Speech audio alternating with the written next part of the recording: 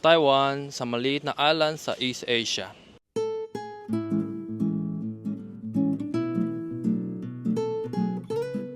Dito, sikat na mga magandang tanawin at masasarap na mga pagkain.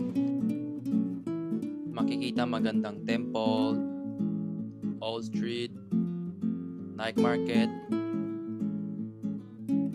and magandang nature.